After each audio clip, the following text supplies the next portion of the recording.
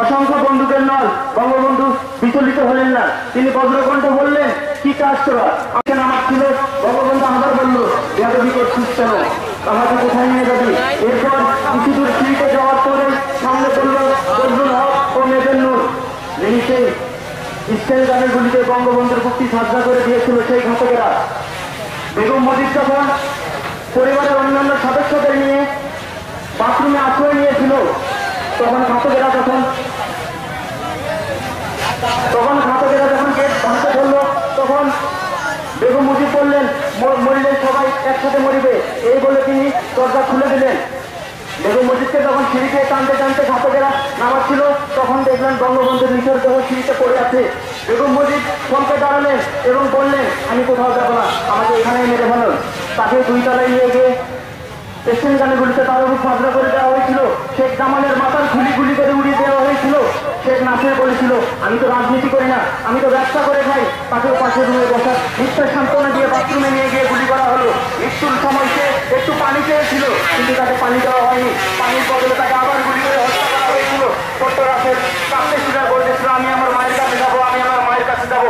সেদিন ঘাতকেরা তার এই আপত্তি শুনে অট্টহাসি দিয়েছিল, হা করে হেসেছিল ধানমন্ডি।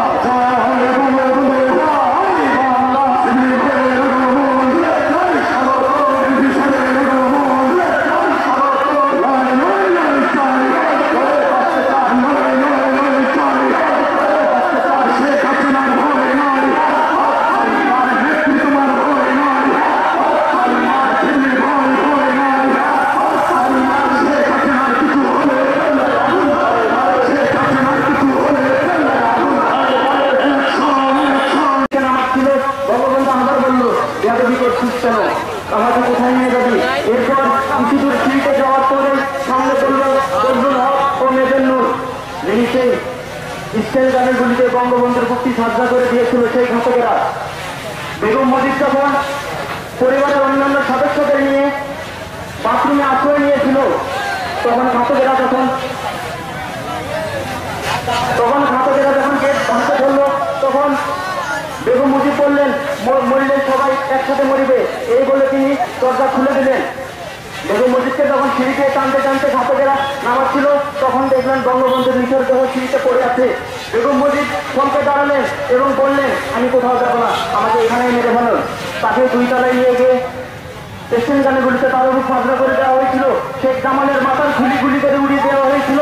শেখ নাসির বলেছিল, আমি তো রাজনীতি করি না, আমি তো ব্যবসা করে খাই। তাকেও পাশে রুমে বসার মিথ্যা সান্ত্বনা দিয়ে বাথরুমে নিয়ে গিয়ে গুলি করা হলো। মৃত্যুর সময় সে একটু পানি চেয়েছিল, কিন্তু তাকে পানি দেওয়া হয়নি। পানির বদলে তাকে আবার গুলি করে হত্যা করা হয়েছিল। ছোট্ট রাতের কাঁদতে শিকার বলতেছিল, আমি আমার মায়ের কাছে যাবো, আমি আমার মায়ের কাছে যাবো। সেদিন ঘাতকেরা তার এই